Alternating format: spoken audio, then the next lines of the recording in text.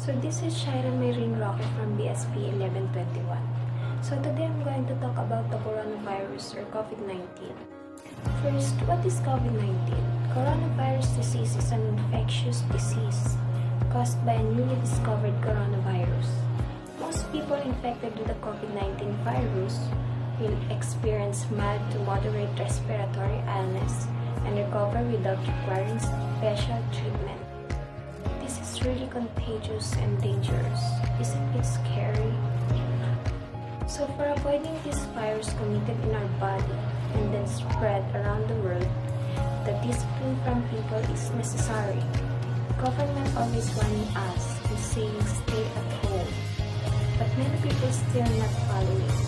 They still eager to go out. Why? It is because they have to make living. They have to go to work and sacrifice themselves for their family, and despite of knowing how large the cases occurring in our country, they still go to work. But of course, doesn't mean you're exempted from virus. If you look at your surroundings, people can't afford to stay at home, even if they badly want to, because they don't have a home. They can't go to home when it doesn't exist. But you, who have a roof, afford to rest in a bed comfortably, still have the courage to go out.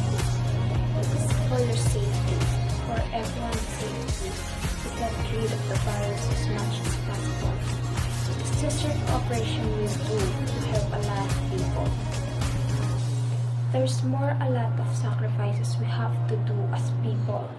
But if we can't do it in this virus, what more when it's not about a virus anymore? What more when it comes more big trouble? We have to help ourselves or help others too. And staying at home is a lot of help to people who keep trying to avoid the coronavirus, reach of all the people infected. So if you have time thinking about going out and have fun with your friends, think about first that you staying at home will give a lot of help